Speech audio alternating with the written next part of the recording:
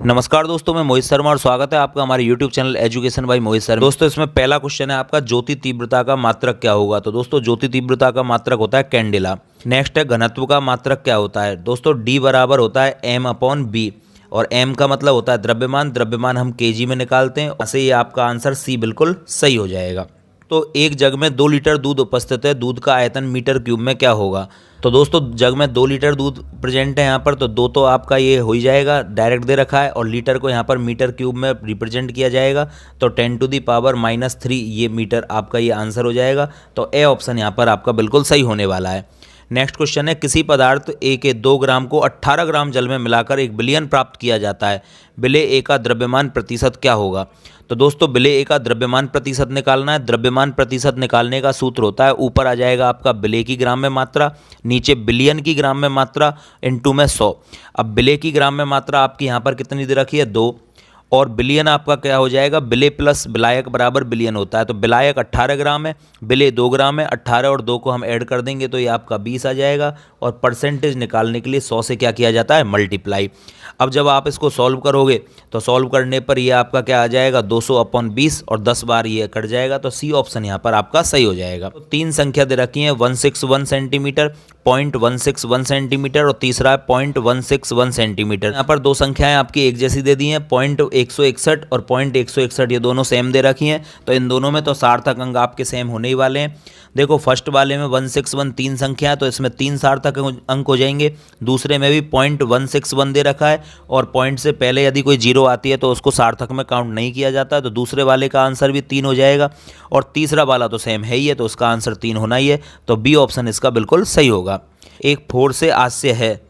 दोस्तों यहाँ पर मिसप्रिंट है, एक फोर से आस्य क्या है, अब ये क्वेश्चन समझ में आ नहीं रहा है। यदि यहाँ पर मेरे अंदाज से तो ये होना चाहिए मूल का आशय क्या होता है, या फिर परमाणु द्रव्यमान से क्या आशय है, क्योंकि ऑप्शनों को देखकर इस टाइप का अंदाजा लगाया जा सकता है। तो ये क्वेश्चन आपका गलत है। नेक्स्ट क्वेश्चन करते हैं हम 7वां, 35 Br 80 में प्रोटॉन व प्रोटोनों की न्यूट्रॉनों की संख्या क्या है। दोस्तों इसमें भी मिसप्रिंट है, 2 बार प्रोटॉन दे रखे। तो प्रोटॉन, इलेक्ट्रॉन या न्यूट्रॉन 3 चीज़ पूछनी जानी चाहिए थी, हालांकि ऑप्शन देखकर लग रहा है 2 ही चीज़ पूछी गई है, प्रोटॉन और न्यूट्रॉन की संख्या। तो दोस्तों मैं आपको बता देता हूँ, किसी तत्व का जितना परमाणु क्रमांक होता है उस तत्व में उतने ही प्रोटॉन प्रेजेंट होते हैं और उतने ही उसमें इलेक्ट्रॉन प्रेजेंट होते हैं, यदि वो न्यूट्रल एटम है तो, उदासीन अणु है तो। दोस्तों इसमें 35 क्या दे रखा है, परमाणु क्रमांक, तो इसका मतलब इसमें प्रोटोनों की संख्या तो कितनी होगी, 35, और द्रव्यमान संख्या 80 दे रखी है। उस 80 में से यदि 35 को घटा देंगे आप, तो घटाने पर आपके पास न्यूट्रॉन निकल के आ जाएंगे। तो 80 में से यदि आप 35 को घटाओगे तो आपके पास आंसर कितना आने वाला है, 45। तो इसका ए ऑप्शन बिल्कुल सही हो जाएगा आपका। क्वेश्चन है, सोने की पतली पन्नी पर प्रतिदीप्तिशील पदार्थ क्या होता है। तो दोस्तों सोने की पतली पन्नी पर रदरफोर्ड के द्वारा जिंक सल्फाइड का लेप किया गया था। प्रतिदीप्तिशील पदार्थ क्या होता है, जिंक सल्फाइड। जब इस पर लाइट पड़ती है तो ये चमकने लग जाता है। तो इसका सही आंसर हो जाएगा आपका बी ऑप्शन। हाइड्रोजन के कितने समस्थानिक होते हैं। तो दोस्तों हाइड्रोजन के 3 समस्थानिक होते हैं, 8 मीटर प्रति सेकंड। तो इसका पहला ही ऑप्शन बिल्कुल सही हो जाएगा कि 1 सेकंड में प्रकाश 3 × 10⁸ मीटर गति कर लेता है। नेक्स्ट क्वेश्चन है, प्लांक स्थिरांक का मान क्या होता है। तो दोस्तों प्लांक स्थिरांक का मान हो जाता है आपका 6.626 × 10⁻⁻34 जूल सेकंड। बी ऑप्शन आपका बिल्कुल सही होगा। नेक्स्ट क्वेश्चन है दोस्तों, लाइमन श्रेणी में स्पेक्ट्रमी क्षेत्र होता है। तो लाइमन श्रेणी में स्पेक्ट्रमी क्षेत्र आपका पराबैंगनी का होता है। इसके अलावा बामर श्रेणी जो होती है वो दृश्य प्रकाश क्षेत्र में होती है, और इसके अलावा अन्य जो श्रेणियाँ होती हैं वो सब आपकी अवरक्त यानी कि इंफ्रारेड क्षेत्र में होती हैं। हाइजेनबर्ग की अनिश्चितता का सिद्धांत क्या है। तो दोस्तों हाइजेनबर्ग ने बताया था कि स्थिति और संवेग दोनों को एक साथ यथार्थता से नहीं ज्ञात कर सकते। यदि स्थिति को ज्ञात करोगे तो संवेग में अनिश्चितता आएगी, और संवेग को ज्ञात करोगे तो स्थिति में अनिश्चितता आएगी। ΔX × ΔPx h/4π equal and greater than. ये आपका ए ऑप्शन यहाँ पर बिल्कुल सही हो जाएगा। नेक्स्ट क्वेश्चन है, मुख्य क्वांटम संख्या n वाले कोष में इलेक्ट्रॉनों की कुल संख्या कितनी होती है। तो दोस्तों किसी कोष में अधिकतम इलेक्ट्रॉन निकालने का सूत्र होता है आपका 2n²। तो यहाँ पर आपका सी ऑप्शन बिल्कुल सही हो जाएगा। नेक्स्ट क्वेश्चन है, एफ उपकोष में कक्षक व अधिकतम इलेक्ट्रॉनों की संख्या कितनी होती है। तो दोस्तों आपको पता है एफ उपकोष में अधिकतम कक्षक आपके कितने होते हैं, 7 कक्षक होते हैं। और यहाँ पर 7 कक्षकों में हाईएस्ट इलेक्ट्रॉन कितने आ सकते हैं, एक कक्षक में आपके 2 इलेक्ट्रॉन समाहित हो सकते हैं, और 2 इलेक्ट्रॉन समाहित होने के कारण 7 में आपके कितने हो जाएंगे, 14 तो इलेक्ट्रॉन आ जाएंगे और 7 कक्षक होंगे। तो डी ऑप्शन इसका बिल्कुल सही होगा। नेक्स्ट क्वेश्चन है, क्रोमियम का इलेक्ट्रॉनिक विन्यास क्या होता है।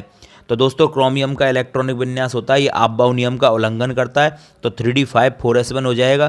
तो फर्स्ट ऑप्शन गलत है और सेकंड ऑप्शन बिल्कुल एज इट इज लिख दिया है, तो यहाँ पर आपका 3d5 होने वाला है। ये 3d4 दे रखा है, ये गलत है, इसको 3d5 करना है, और जब ये 3d5 होगा तो इसका बी ऑप्शन सही हो जाएगा। या फिर ये भी कहा जा सकता है कि 3d5 पहले में होगा तो ए ऑप्शन सही हो जाएगा। अभी तक तो ये चारों ऑप्शन ही आपके गलत हैं। नेक्स्ट क्वेश्चन है दोस्तों, एक परमाणु के नाभिक में 14 प्रोटॉन है और 13 न्यूट्रॉन है, इसकी द्रव्यमान संख्या ज्ञात करो।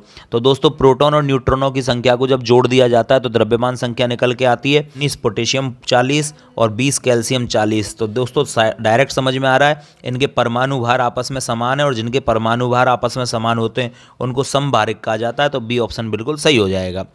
नेक्स्ट क्वेश्चन है, इलेक्ट्रॉन व न्यूट्रॉन पर आवेश होता है। इलेक्ट्रॉन पर आवेश आपका नेगेटिव होता है और न्यूट्रॉन पर किसी प्रकार का आवेश नहीं पाया जाता है, तो दोस्तों इसका ए ऑप्शन बिल्कुल सही हो जाएगा। नेक्स्ट क्वेश्चन है, CO2 का मोलर द्रव्यमान कितना होता है। तो दोस्तों CO2 का मोलर द्रव्यमान निकालने के लिए कार्बन का मोलर द्रव्यमान आपका 12 होता है और ऑक्सीजन का मोलर द्रव्यमान आपका 16 होता है, और 2 ऑक्सीजन है तो 16 दूनी 32 और 12 44, तो इसका आंसर आपका क्या हो जाएगा, बी। तो दोस्तों उम्मीद करता हूँ आपको ये सभी क्वेश्चन समझ में आ गए होंगे। तो उम्मीद करता हूँ आपको वीडियो पसंद आई होगी। चैनल को सब्सक्राइब करना बिल्कुल मत भूलना। मिलते हैं नेक्स्ट पेपर के साथ नेक्स्ट वीडियो में। जय हिंद।